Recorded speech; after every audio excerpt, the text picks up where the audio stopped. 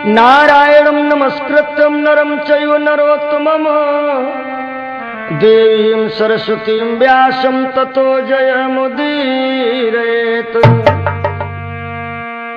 33 कोटि देव और ऋषि 88 सहस्र सीताराम चरण कमल मस्तक नवाता हूँ।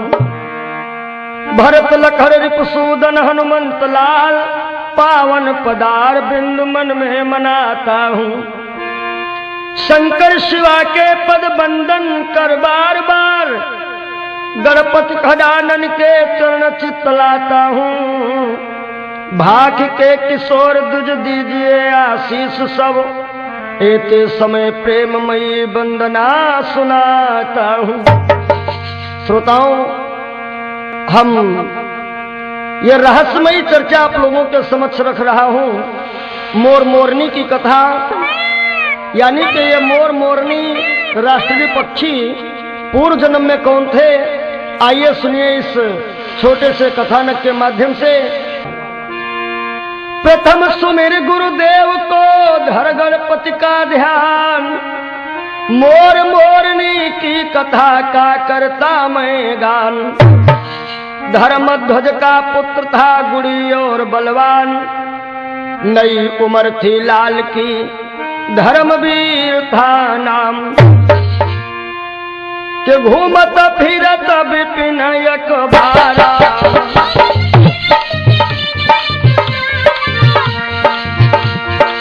घूमत फिरत विपिन एक बारा। ये धर्मवीर नाम का लड़का जो है एक बार एक विपिन में घूमने के लिए जाता है, जहां पर एक माता रानी का विशाल मंदिर बना हुआ है और उस मंदिर के सामने एक बड़ी सुंदर कन्या बैठी है, माता रानी का गुणगान कर रही है। आज धर्मवीर ने जब उस लड़की को देखा तो धर्मवीर का मन जो है उस लड़की की तरफ खिंच जाता है। होता क्या है, घूमत फिरत विपिन एक बारा,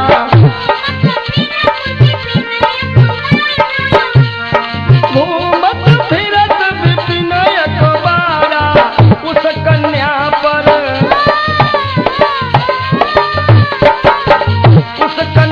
पर दृष्टि डारा।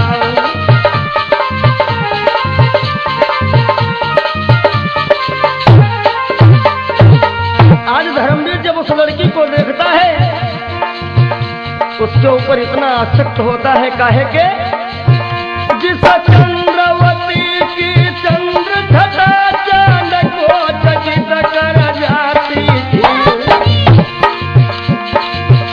जिस चंद्रवती की चंद्र घटा चांद को चकित कर जाती थी, मानो मुख की उजली शोभा विजली का मान घटाती थी।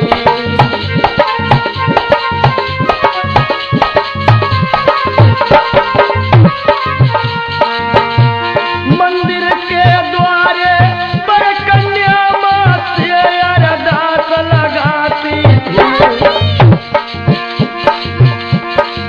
और विनती करती थी, बार बार यह गीत मनोहर गाती थी।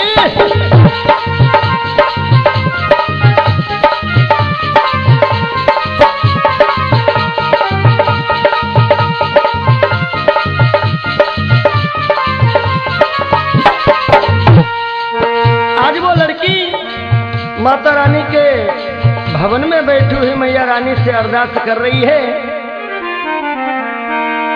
और बिनती मेरी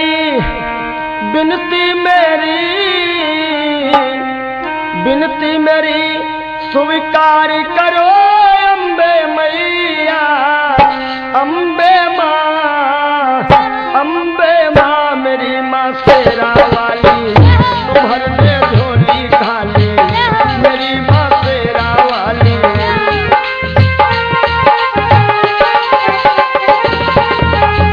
मोरे मनोरथ जानहुनी के बसहु सदा उर सब ही के।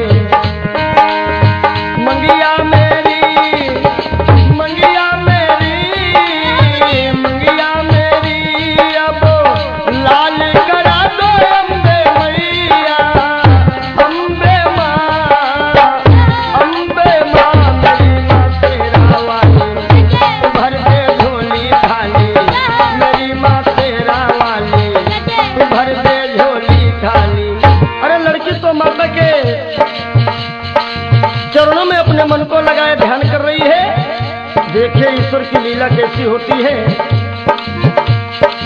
ईश्वर ने यह खेल रचाया,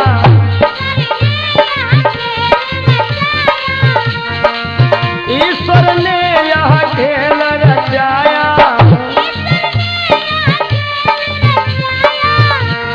भैया राम जी, ईश्वर ने ये खेल रचाया, लड़के का मन, लड़के का मन उस पर आया।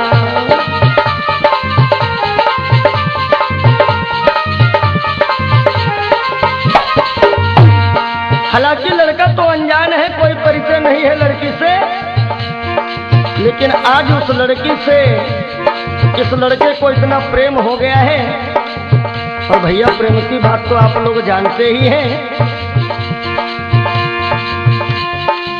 प्रेम की बात जमाने से निराली देखी, प्रेम से प्रेम की फलती हुई डाली देखी। प्रेम ही पैर की दीवार बना देता है,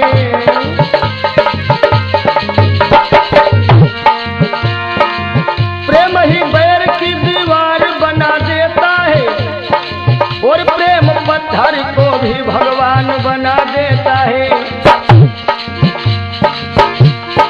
क्योंकि बताया गया है, भूख न जाने जूठा भात, नींद न जाने टूटी घाट।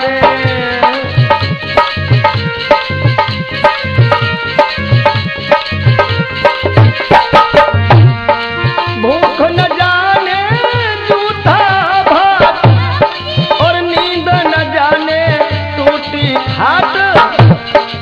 प्रेम न जाने जात कुजात,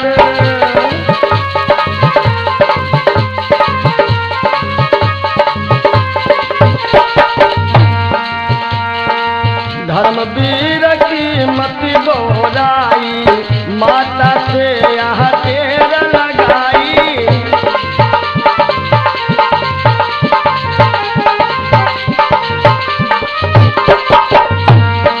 आज धर्मवीर बोरा जाता है, उसके ऊपर इसका भूत सवार होता है, और होश को भुला करके जोश में माता रानी से कहता है, कसम खाता है, हे मैया, मेरी एक विनती स्वीकार करो।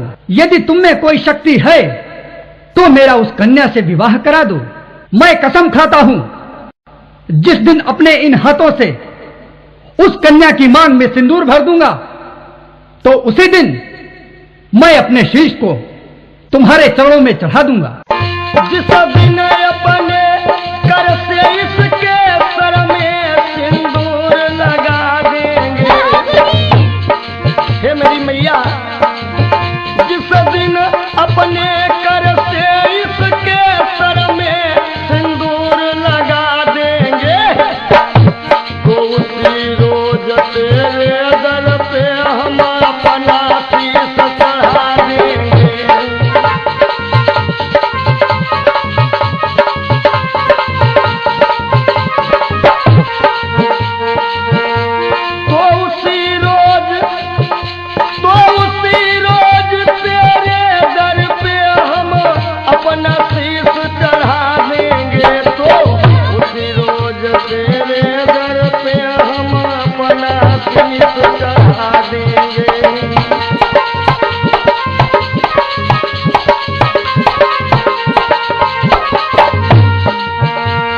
आज इतना कह करके ये लड़का जो रहा अपने घर चला आता है। और मित्रों याद रखें कि 24 घंटे में एक बार सरस्वती सबकी जबान पर आती है,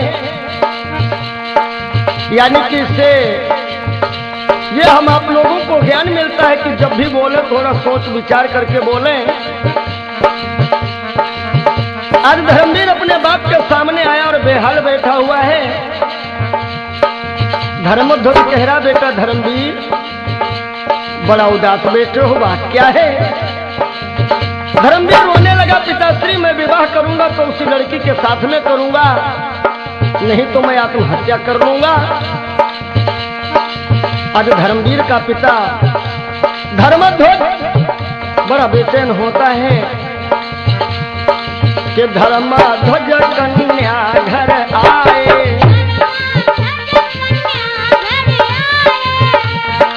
धर्मध्वज कन्या घर आए। जय भैया, धर्मध्वज कन्या घर आए, लगन तो लगन तो शादी करवाए।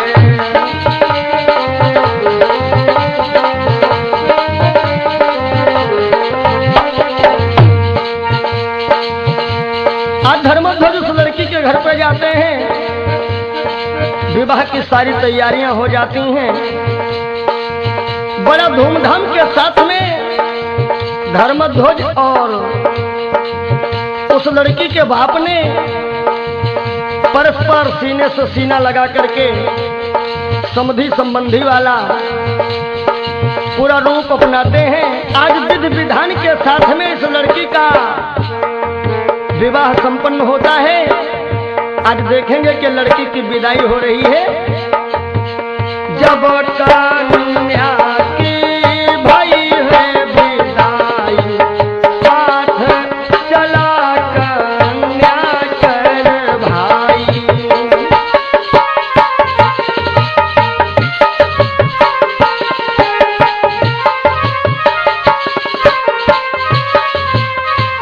आज ये लड़की की विदाई हुई, लड़की का भाई भी साथ में चलने लगा।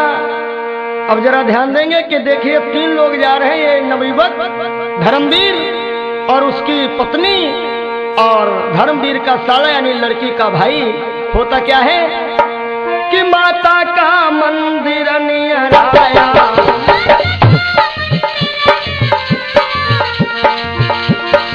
माता का मंदिर नियर आया और धर्मवीर नहीं शीश झुकाया।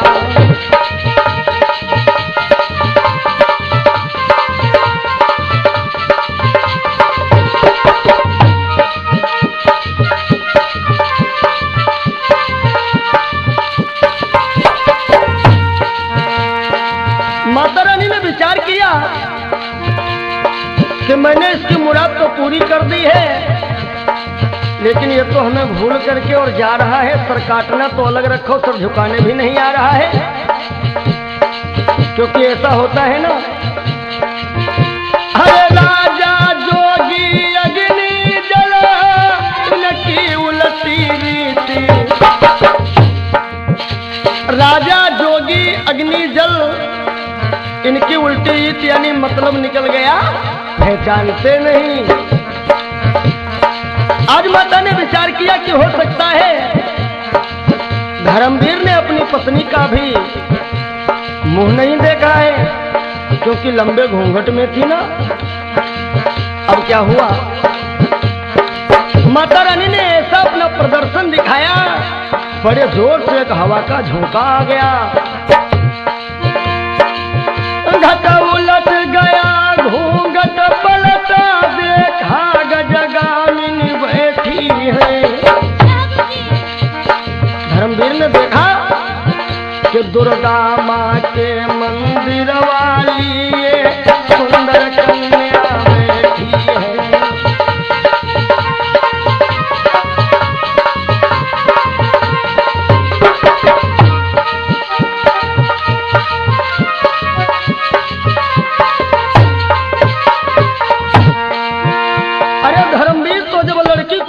उधर उस मंदिर को देखा,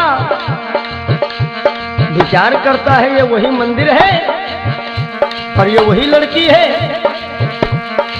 धर्मवीर अपने साले से कहता है कि तुम अपनी बहना के पास में बाहर ही बैठो और हम थोड़ा मंदिर को जाते हैं। धर्मवीर मन में घबराया, भैया राम जी, धर्मवीर मन में घबराया,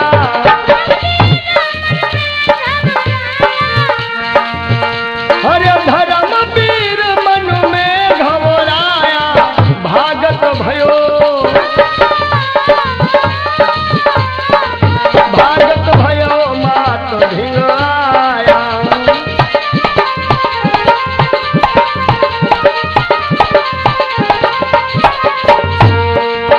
आज धर्मवीर माता के सानिध्य में आया और कहने लगा, मैया भाई ये शादी विवाह तो किस्मती खेल है और हमारी किस्मत में वो लड़की थी तो हमें मिल गई, अब मैं शीश तो चढ़ाऊंगा नहीं।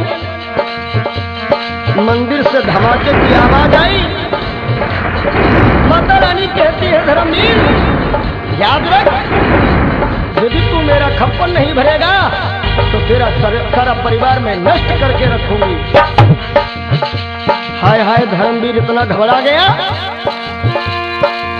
तो झट शीश काट कर धर्मवीर माता के चरण में चढ़ा दिया।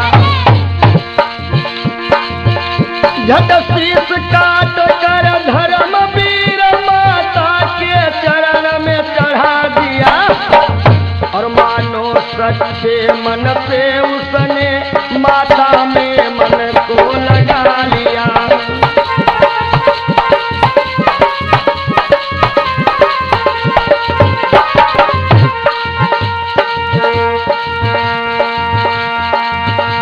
वीर की कैसी लाचारी, भैया राम जी, वीर की कैसी लाचारी, मेरी शेरा वाली मात तुम्हारी महिमा है न्यारी।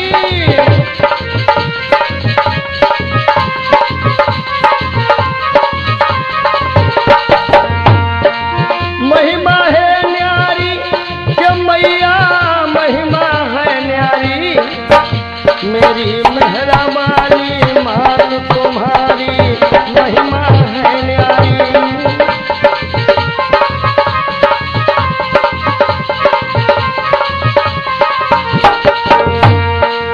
और इधर भागवत प्रेमियों, जब काफी समय हुआ धर्मवीर बाहर निकला। आज वो लड़की मन ही मन सोच रही बात क्या है, पति देवता अभी तक नहीं आए। लड़की ने अपने भैया से कहा कि भैया अरे जाके देखो तुम्हारे बहनोई अभी तक नहीं आए हैं। और आज जब इस लड़की का भाई मंदिर के अंदर जाता है, गजब हो गया। तब कन्या ने भाई भेजा, देख खून फट गया कलेजा।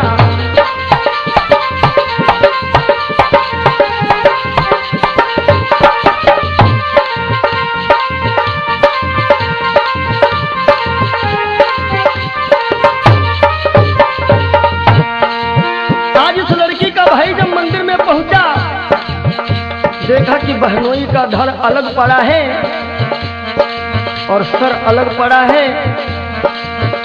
बेचारा भाई फूट फूट करके रो रहा है। अरे मन में सोचा तब भाई ने, हाँ विधना क्या उत्पात किया। मन में सोचा तब भाई ने, हाँ विधना क्या उत्पात किया। और सोचेगी बहना मन अपने भाई ने पति को मार दिया।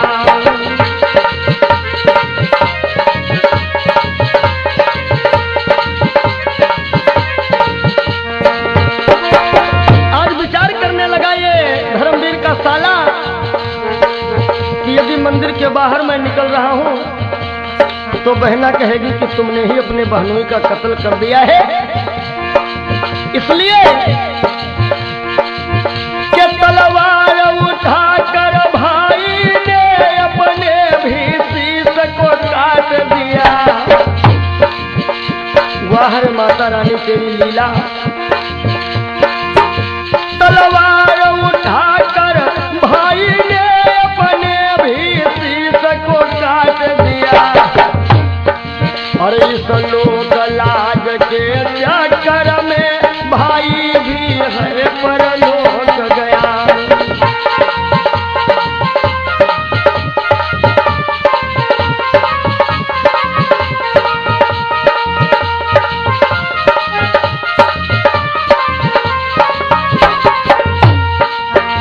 और जब भैया भी मर जाता है, लड़की ने देखा कि मंदिर के बाहर खून की बड़ी विकराल धार निकली। हाय हाय, लड़की घबराई और दौड़ती ही माँ के मंदिर में पहुंची, जहां पर 2 लाशें पड़ी हुई हैं। दोनों लाशों को देख करके कन्या फूट फूट करके विलाप कर रही है, रो रही कि हे मेरी मैया। माँ, हमने प्रत्येक नवरात्र आपका व्रत किया, पूजन किया, और आपने उसका फल हमको ये दिया। अरे आप तो सतियों के सत को संवारती हो, लेकिन हमें आज पता चला कि आप सतियों के सत को बिगाड़ती भी हो। अरे मेरी मैया सुनो। और जहि दिन होत सुहागन नारी,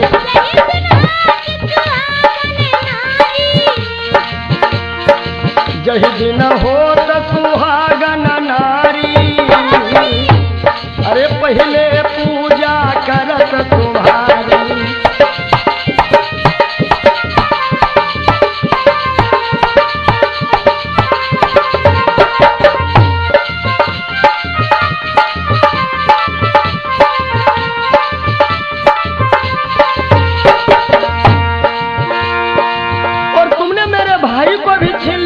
पति को भी छीन लिया। मैया, बिना पति के मेरा जीवन जीना तो बार बार धिक्कार है, क्योंकि एक पत्नी के लिए पति क्या है सुनिए जरा। अरे पति तन मन धन पति श्रृंगारा, भैया राम जी, पति तन मन धन पति श्रृंगारा, पति पत्नी जीवन आधारा,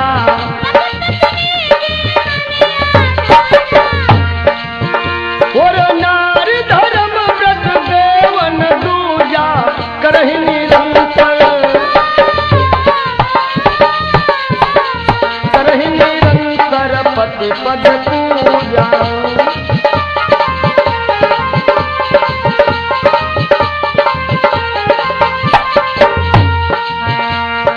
पति बिन सोनी मांग पुत्र बिन घर है सोना,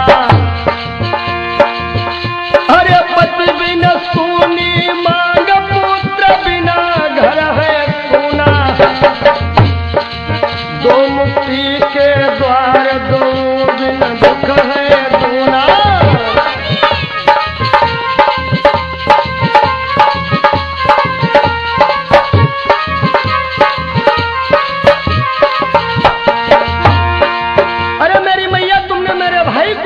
अकेला ही भाई था और मेरे पति को भी छीन लिया है,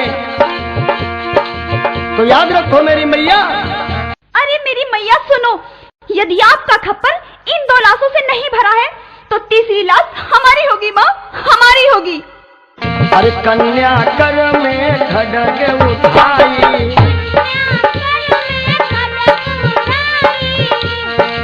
और कन्या कर में खड्ग उठाई,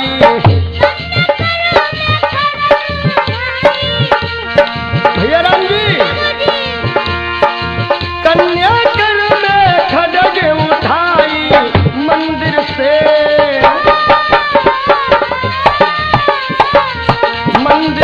प्रगति तब माई। प्रेम से बोलो शेरा वाली मैया की, बोलो साचे दरबार की। कन्या कर में खड्ग उठाई, मंदिर से प्रगति तब माई।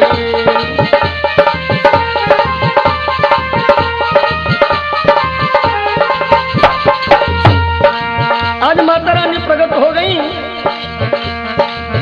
और कहती हैं, अरे कन्या, हम तुमसे अधिक प्रसन्न हैं, जो भी वरदान मांगना है वो मांग लो।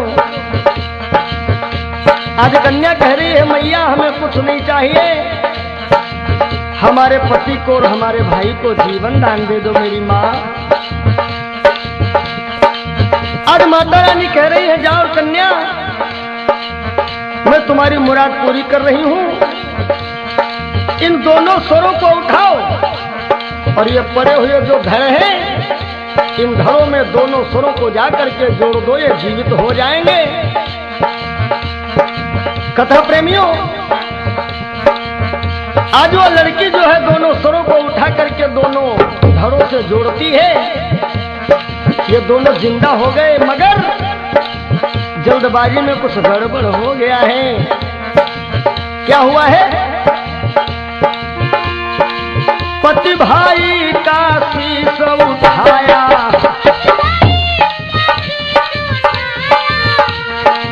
पति भाई का शीश उठाया, धड़ों से जाकर जब ही मिलाया।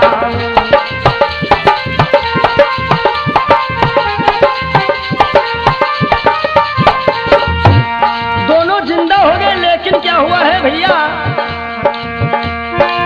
कि भाई का सर पति के धड़ में, पति का सर भाई के धड़ में। वह है जल्दबाजी का खेल। अपने भाई का सर पति के शरीर में लगा दिया और पति का सर भाई के शरीर में लगा दिया। भाई का सर पति के धड़ में, पति का सर भाई के धड़ में, और दोनों को जीवित देखा जब लड़की पड़ गई कौल घर में।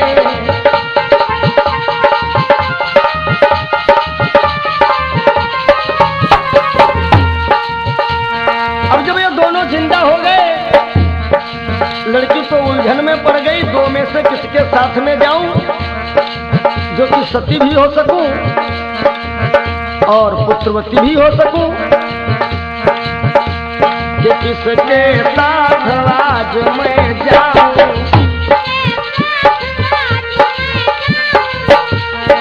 कन्या विद्वानों से प्रश्न कर रही है, पूछ रही है, किसके साथ आज मैं जाऊं, किसके साथ आज मैं जाऊं, होकर सती पुत्र मैं पाऊं।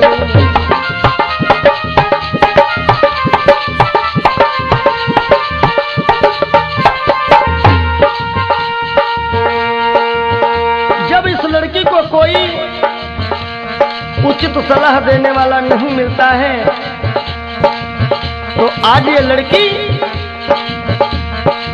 माता रानी के मंदिर में आकर के और पुनः मैया रानी से प्रार्थना करती कि हे मेरी मैया, कि दुश्मन है सारा जमाना, हे अम्बे मैया हमें ना भुलाना। दुश्मन है सारा जमाना, हे अम्बे मैया हमें ना भुलाना।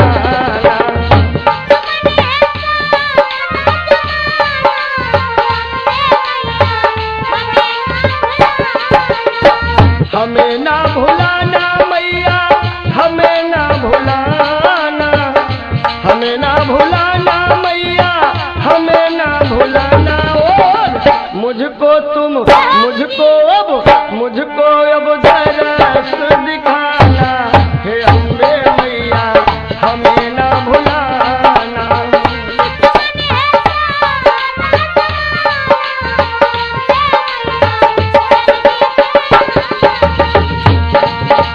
और हे मेरी मैया, अपने सारे हो गए पराए, क्योंकि बनी के चेहरे पे लाखों निशान होते हैं, और जब बनी बिगड़ जाती है तो दुश्मन हजार होते हैं। अपने सारे हो गए पराए, कोई नहीं मैया प्यार जताए, कोई नहीं मैया प्यार जताए।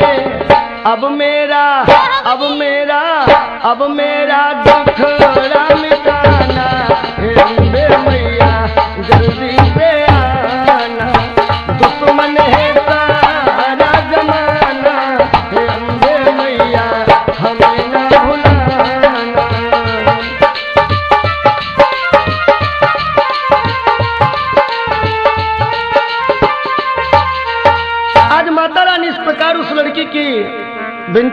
सुनती हैं आज प्रसन्न हो गई। और माता रानी बड़ा सुंदर सा रास्ता दिखाया है। कैसे कि तब माता ने राह दिखाई, तब माता ने राह दिखाई,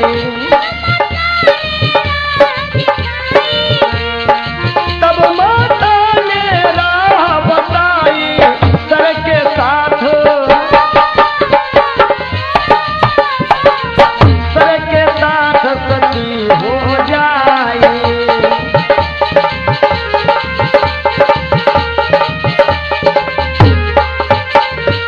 लड़की कह रही है कि हे मैया, ये बात तो आपकी सत्य है।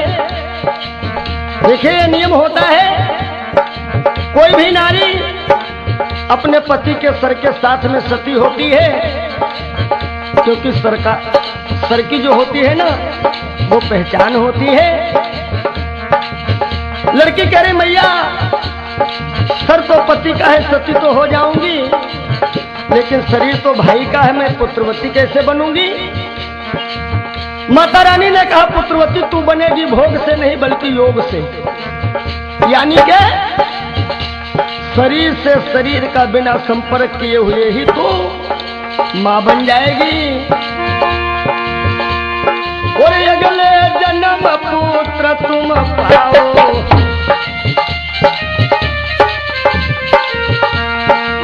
अगले जन्म पुत्र तुम पाओ,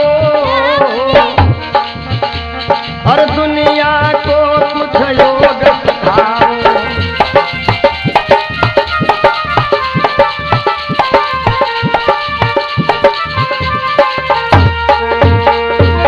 अगले जन्म में तुम माता बनोगी। मेरे कथा प्रेमियों श्रोताओं, उस लड़की ने और धर्मवीर ने अपने उस चोले को छोड़ दिया, और वही दोनों अगले जन्म में क्या होते हैं कि माता दुर्गा की कृपा से चितचोर हो गए। माता दुर्गा की कृपा से और चितचोर हो गए। अगले जन्म में मोरनी और मोर हो गए।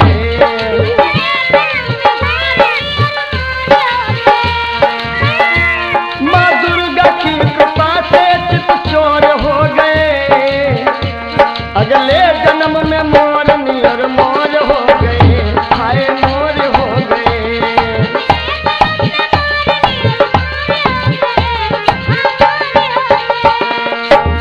देखिए जो मोर मोरनी है,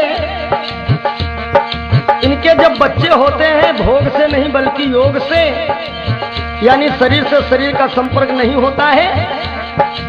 इसीलिए भगवान श्याम सुंदर मुरली मनोहर, इनके मुकुट में मोर का पंख लगा हुआ है। मोर का पंख मतलब योगी का प्रतीक है। मोर का पंख, ब्रह्म भी भोगी नहीं है, योगी है। ठीक इसी प्रकार मोर पक्षी भी भोगी नहीं है बल्कि योगी है। भगवान के घर देर है, अंधेर नहीं है, अंधेर नहीं है।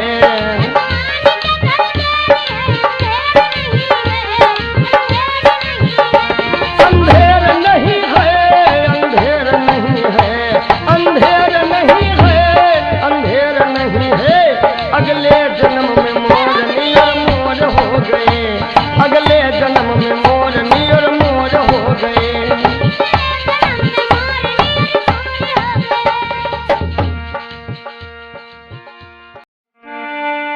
नारायणं नमस्कृत्यं नरं चैव नरोत्तमं देवीं सरस्वतीं व्यासं ततो जयमुदीरयेत्। 33 कोटि देव और ऋषि 88 सहस्र सीताराम चरण कमल मस्तक नवाता हूँ। भरत लखन रिपुसूदन हनुमंत लाल पावन पदार बिंदु मन में मनाता हूँ। शंकर शिवा के पद बंदन कर बार बार गणपति खडानन के चरण चित लाता हूँ। भाग के किशोर दुज दीजिए आशीष सब, एते समय प्रेममयी वंदना सुनाता हूँ। श्रोताओं, हम ये रहस्यमयी चर्चा आप लोगों के समक्ष रख रहा हूँ। मोर मोरनी की कथा, यानी कि ये मोर मोरनी राष्ट्रीय पक्षी पूर्व जन्म में कौन थे, आइए सुनिए इस छोटे से कथानक के माध्यम से। प्रथम सुमिर गुरुदेव को धर गणपति का ध्यान, मोर मोरनी की कथा का करता मैं गान। धर्मध्वज का पुत्र था गुड़ी और बलवान, नई उम्र थी लाल की धर्मवीर था नाम। कि घूमत फिरत विपिन अखबारा,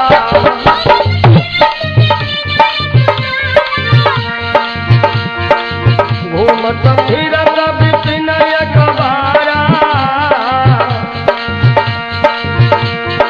यह धर्मवीर नाम का लड़का जो है एक बार एक विपिन में घूमने के लिए जाता है, जहां पर एक माता रानी का विशाल मंदिर बना हुआ है और उस मंदिर के सामने एक बड़ी सुंदर कन्या बैठी है, माता रानी का गुणगान कर रही है। आज धर्मवीर ने जब उस लड़की को देखा तो धर्मवीर का मन जो है उस लड़की की तरफ खिंच जाता है। होता क्या है, घूमत फिरत विपिन अखबारा,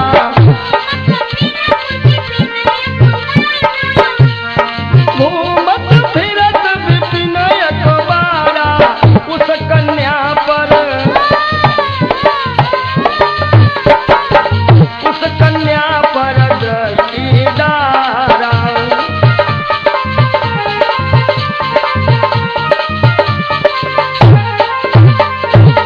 आज धर्मवीर जब उस लड़की को देखता है उसके ऊपर इतना आसक्त होता है, काहे के जिस चंद्रवती की चंद्र घटा चांद को चकित कर जाती थी,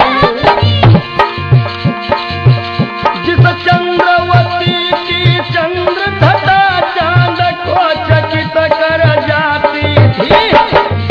मानो मुख की उजली शोभा विजली का मान घटाती थी।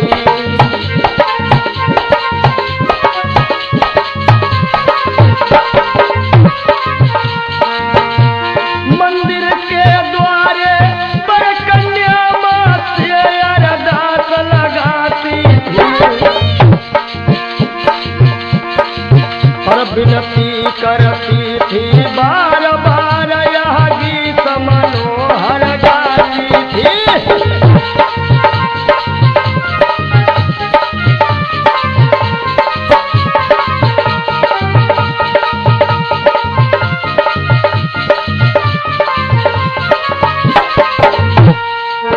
आज वो लड़की माता रानी के भवन में बैठी हुई मैया रानी से अरदास कर रही है और बिनती मेरी, बिनती मेरी, बिनती मेरी स्वीकार करो अम्बे मैया, अम्बे माँ, अम्बे माँ मेरी माँ शेरा वाली, भर दे झोली खाली मेरी माँ शेरा वाली।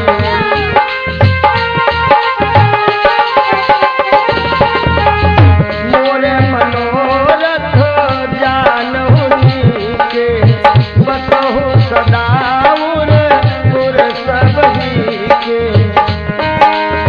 मंगिया मेरी, मंगिया मेरी, मंगिया मेरी अब लाल करा दो अम्बे मैया, अम्बे माँ, अम्बे माँ मेरी माँ शेरा वाली, भर दे झोली खाली मेरी माँ शेरा वाली, भर दे झोली खाली।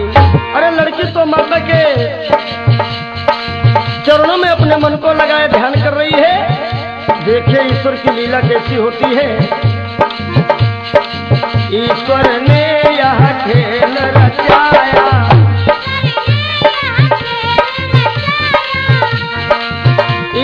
ईश्वर ने यह खेल रचाया।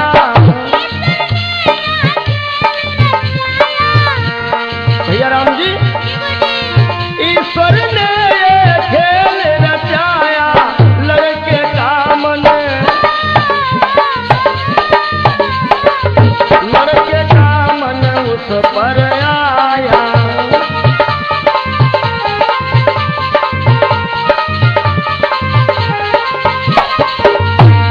हालांकि लड़का तो अनजान है, कोई परिचय नहीं है लड़की से, लेकिन आज उस लड़की से इस लड़के को इतना प्रेम हो गया है। और भैया प्रेम की बात तो आप लोग जानते ही हैं।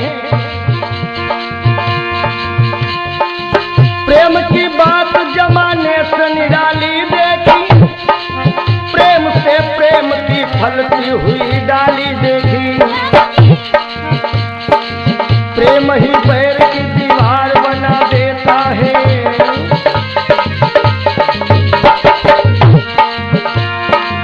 प्रेम ही पैर की दीवार बना देता है, और प्रेम पत्थर को भी भगवान बना देता है। क्योंकि बताया गया है, भूख न जाने जूठा भात, नींद न जाने टूटी खाते।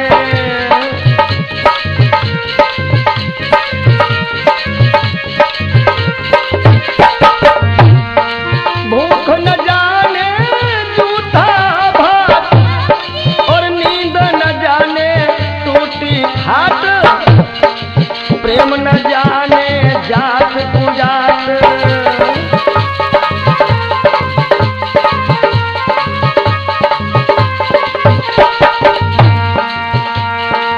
धर्मवीर की मति बोराई, माता से यहाँ तेर लगाई।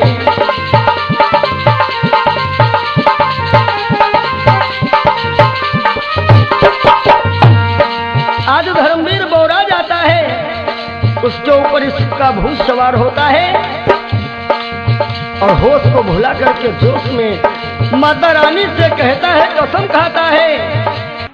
हे मैया, मेरी एक विनती स्वीकार करो। यदि तुम में कोई शक्ति है तो मेरा उस कन्या से विवाह करा दो। मैं कसम खाता हूं, जिस दिन अपने इन हाथों से उस कन्या की मांग में सिंदूर भर दूंगा, तो उसी दिन मैं अपने शीश को तुम्हारे चरणों में चढ़ा दूंगा। जिस दिन अपने कर से इसके सर में सिंदूर लगा देंगे, हे मेरी मैया, जिस दिन अपने कर से इसके सर में सिंदूर लगा देंगे, तो उसी रोज तेरे दर पे हम अपना शीश चढ़ा देंगे।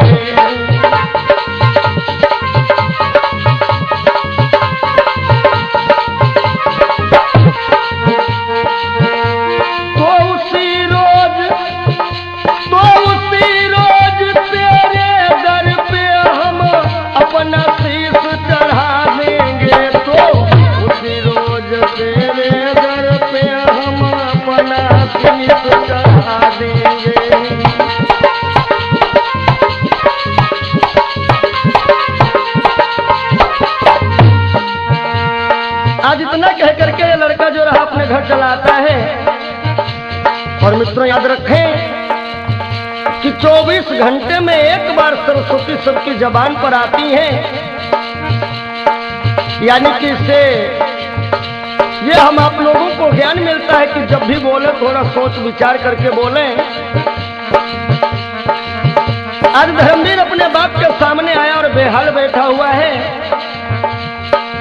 धर्मध्वज कह रहा, बेटा धर्मवीर बड़ा उदास बैठे हो, बात क्या है? धर्मवीर रोने लगा, पिताश्री मैं विवाह करूंगा तो उसी लड़की के साथ में करूंगा, नहीं तो मैं आत्महत्या कर लूंगा। आज धर्मवीर का पिता धर्मध्वज बड़ा बेचैन होता है कि धर्मध्वज कन्या घर आए,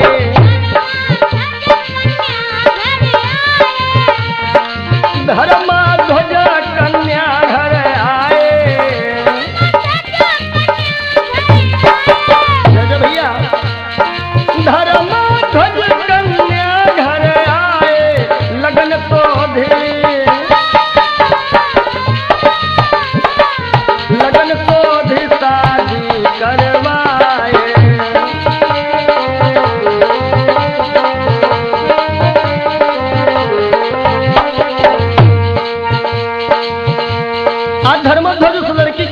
जाते हैं।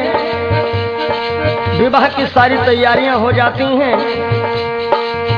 बड़ा धूमधाम के साथ में धर्मध्वज और उस लड़की के बाप ने परस्पर सीने से सीना लगा करके समधि संबंधी वाला पूरा रूप अपनाते हैं। आज विधि विधान के साथ में इस लड़की का विवाह संपन्न होता है।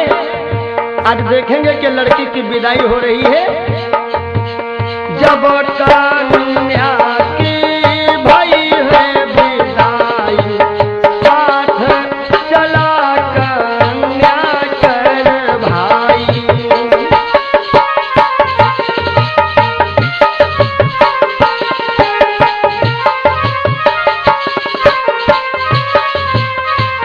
आज ये लड़की की विदाई हुई, लड़की का भाई भी साथ में चलने लगा। अब जरा ध्यान देंगे कि देखिए 3 लोग जा रहे हैं, ये नवयुवक धर्मवीर और उसकी पत्नी और धर्मवीर का साला यानी लड़की का भाई। होता क्या है कि माता का मंदिर नियर आया,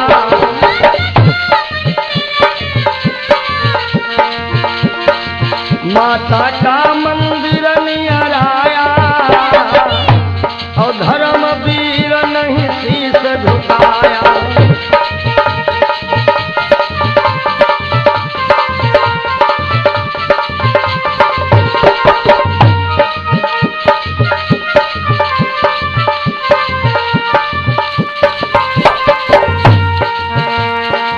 माता रानी ने विचार किया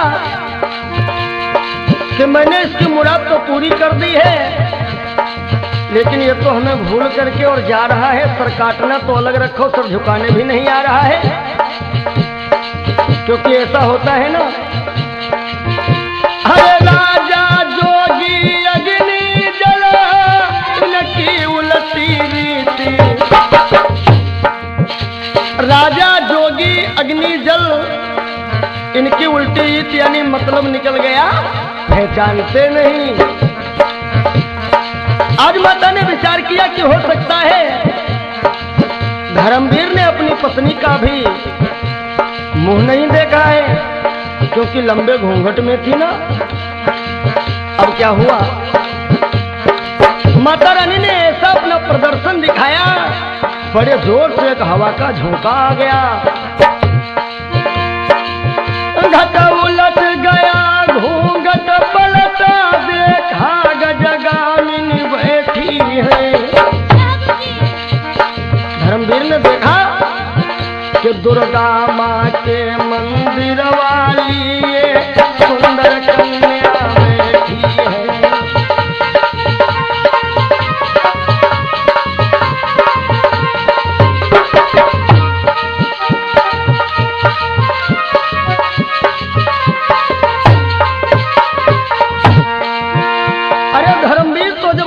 को देखा और उधर उस मंदिर को देखा,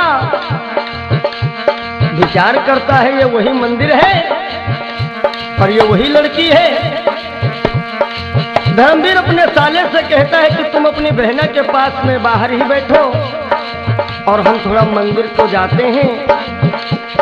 धर्मवीर मन में घबराया, भैया राम जी, धर्मवीर मन में घबराया,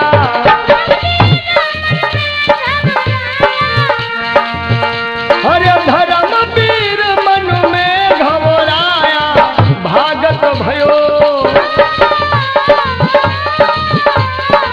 भागत भयो मात धिंगाया।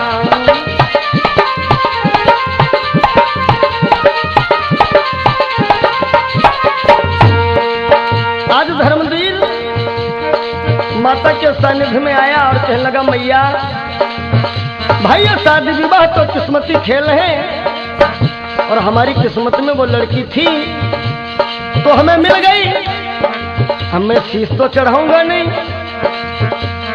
मंदिर से धमाके की आवाज आई, माता रानी कहती है धर्मवीर याद रख, यदि तू मेरा खप्पन नहीं भरेगा तो तेरा सारा परिवार में नष्ट करके रखूंगी। हाय हाय, धर्मवीर इतना घबरा गया तो झट शीस काट कर धर्मवीर माता के चरण में चढ़ा दिया। झट शीस काट कर धर्मवीर माता के चरण में चढ़ा दिया। और मानो सच्चे मन से उसने माता में मन को लगा लिया।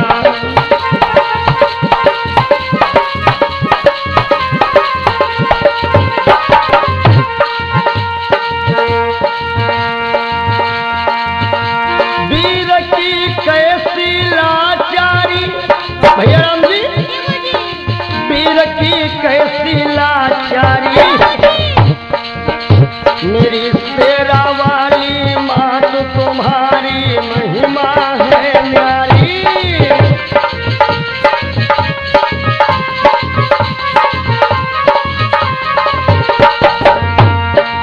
महिमा है न्यारी के मैया, महिमा है न्यारी, मेरी मेहरा वाली मात तुम्हारी महिमा है न्यारी।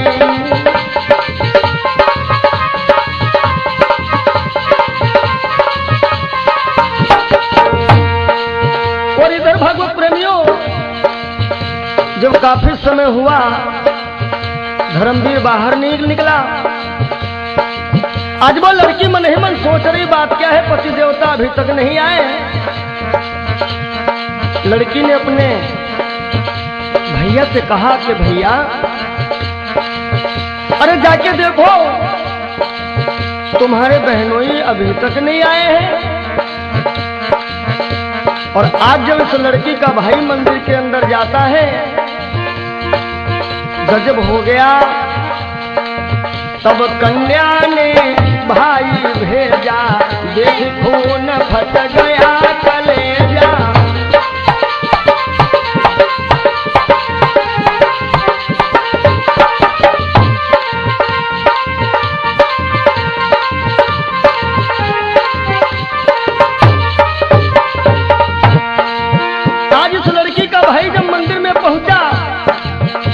देखा कि बहनोई का धड़ अलग पड़ा है और सर अलग पड़ा है।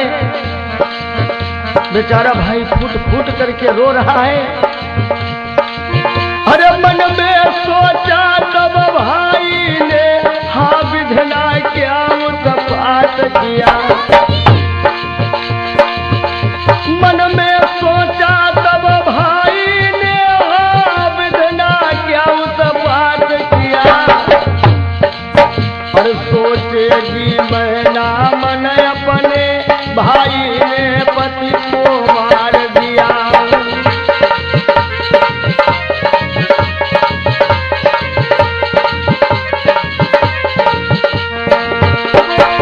आज विचार करने लगा ये धर्मवीर का साला कि यदि मंदिर के बाहर मैं निकल रहा हूं तो बहना कहेगी कि तुमने ही अपने बहनोई का कत्ल कर दिया है।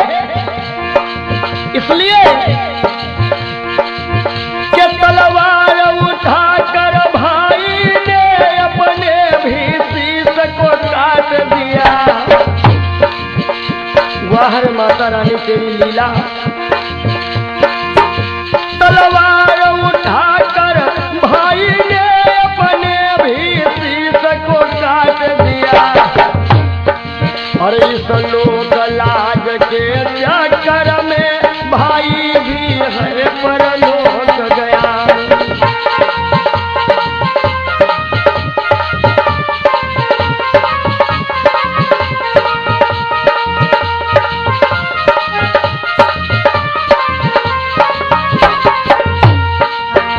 और जब भैया भी मर जाता है, लड़की ने देखा कि मंदिर के बाहर खून की बड़ी विकराल धार निकली। हाय हाय, लड़की घबराई और दौड़ती ही मां के मंदिर में पहुंची, जहां पर 2 लाशें पड़ी हुई हैं। दोनों लाशों को देख करके कन्या फूट फूट करके विलाप कर रही है, रो रही कि हे मेरी मैया। माँ, हमने प्रत्येक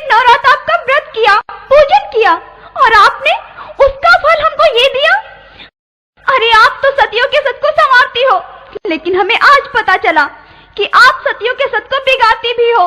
अरे मेरी मैया सुनो। और जही दिन होत सुहागन नारी,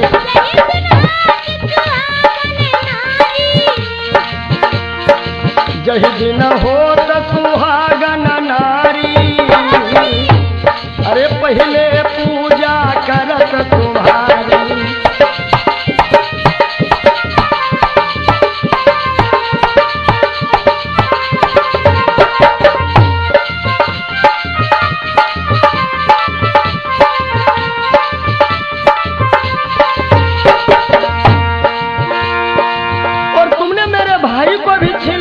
पति को भी छीन लिया। मैया, बिना पति के मेरा जीवन जीना तो बार बार धिक्कार है, क्योंकि एक पत्नी के लिए पति क्या है सुनिए जरा। अरे पति तन मन धन पति श्रृंगारा, भैया राम जी, पति तन मन धन पति श्रृंगारा, पति पत्नी जीवन आधारा।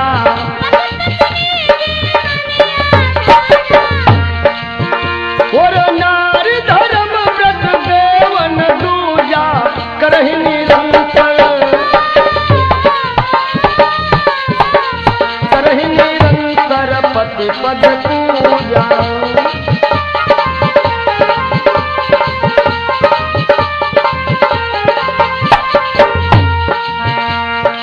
पति बिन सोनी मांग पुत्र बिन घर है सोना,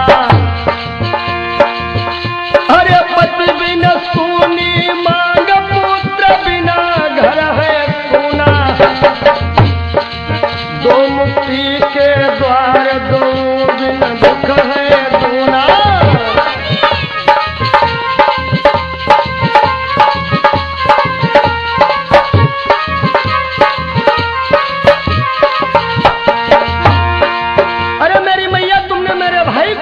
अकेला ही भाई था और मेरे पति को भी छीन लिया है, तो याद रखो मेरी मैया। अरे मेरी मैया सुनो, यदि आपका खप्पर इन 2 लाशों से नहीं भरा है तो तीसरी लाश हमारी होगी माँ, हमारी होगी। अरे कन्या कर में खड्ग उठाई,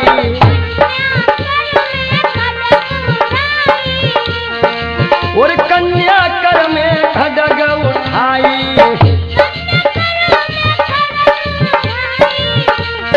भैया राम जी,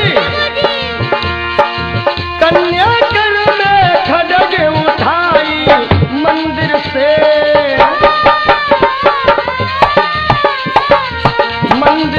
प्रगति सब माई।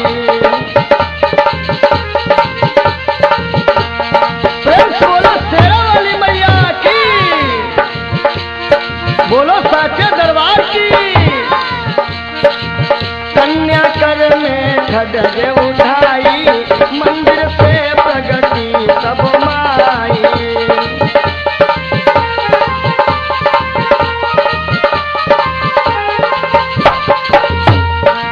आज माता रानी प्रकट हो गई और कहती हैं, अरे कन्या,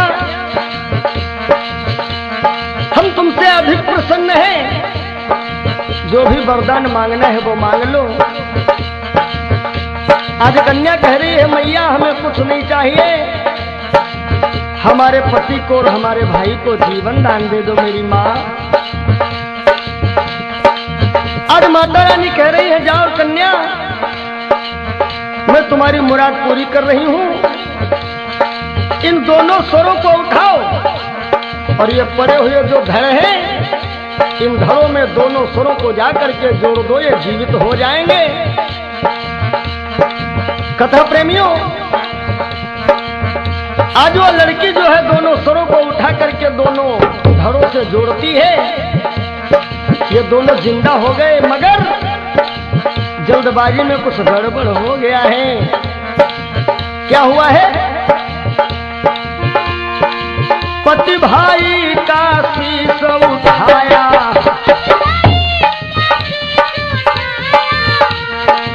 पति भाई का शीश उठाया, घरों से जाकर जब ही मिलाया।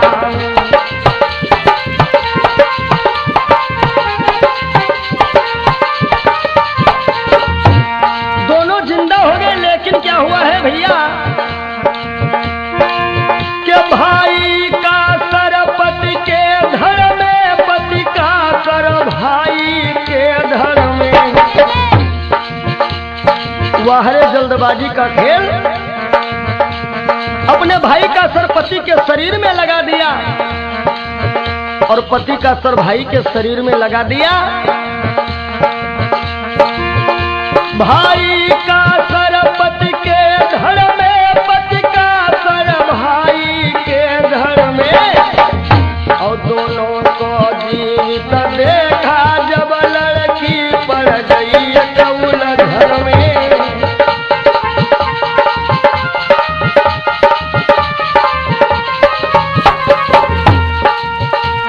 अब जब ये दोनों जिंदा हो गए, लड़की तो उलझन में पड़ गई, दो में से किसके साथ में जाऊं जो कि सती भी हो सकूं और पुत्रवती भी हो सकूं। ये किसके साथ आज मैं जाऊं।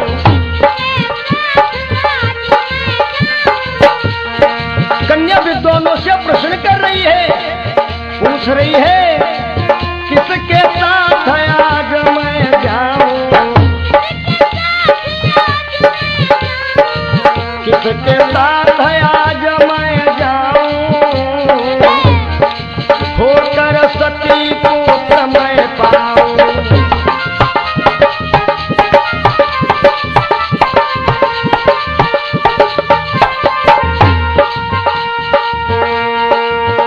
जब इस लड़की को कोई उचित सलाह देने वाला नहीं मिलता है, तो आज ये लड़की माता रानी के मंदिर में आकर के और पुनः मैया रानी से प्रार्थना करती कि हे मेरी मैया, कि दुश्मन है सारा जमाना, हे अम्बे मैया हमें ना भुलाना। दुश्मन है सारा जमाना, हे अम्बे मैया हमें ना भुलाना।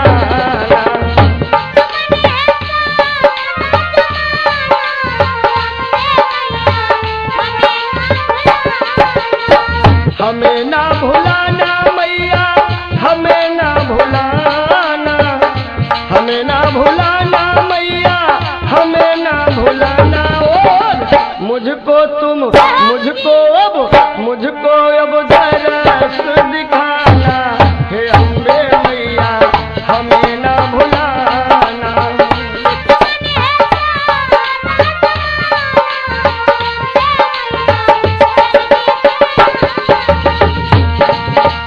और हे मेरी मैया, अपने सारे हो गए पराए, क्योंकि बनी के चेहरे पे लाखों निशान होते हैं और जब बनी बिगड़ जाती है तो दुश्मन हजार होते हैं। अपने सारे हो गए पराए, कोई नहीं मैया प्यार जताए, कोई नहीं मैया प्यार जताए। अब मेरा दुखड़ा मिटाना, हे अम्बे मैया जल्दी से आना। दुश्मन है सारा जमाना, हे अम्बे मैया हमें ना भुलाना।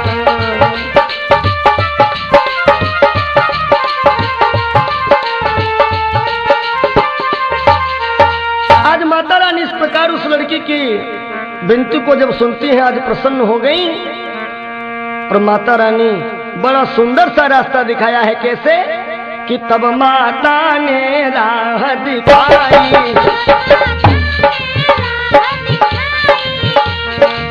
तब माता ने राह दिखाई,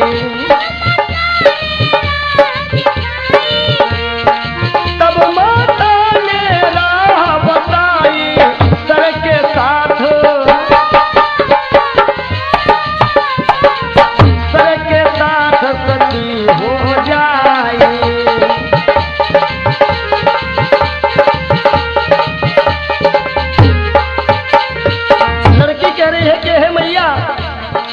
ये बात तो आपकी सत्य है।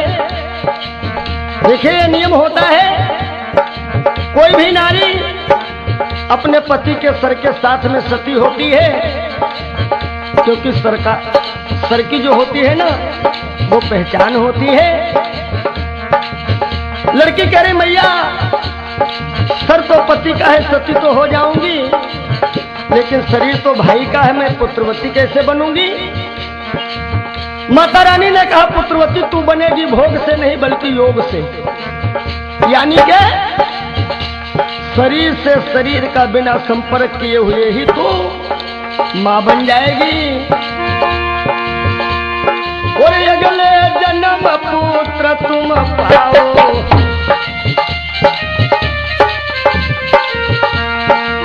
अगले जन्म पुत्र तुम पाओ, और दुनिया को कुछ योग सिखाओ।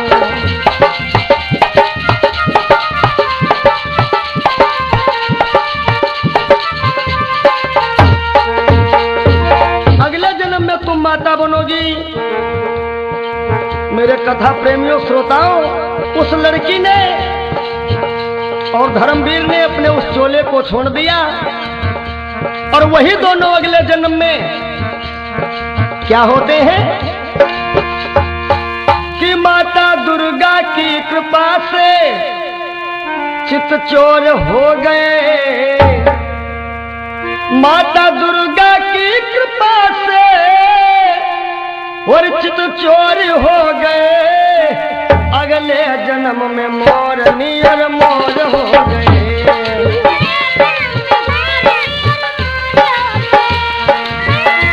माँ दुर्गा की कृपा से चितचोर हो गए।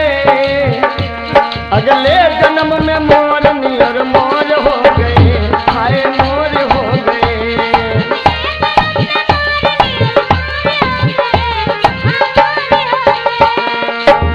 देखिए, जो मोर मोरनी है,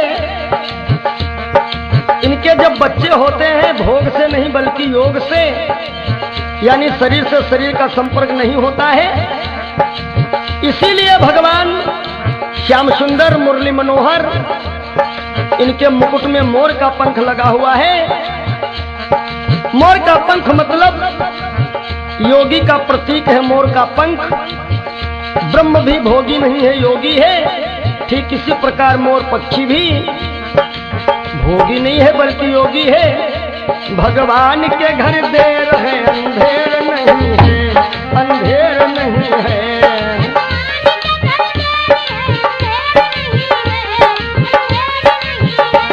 अंधेर नहीं है, अंधेर नहीं है, अंधेर नहीं है, अंधेर नहीं है।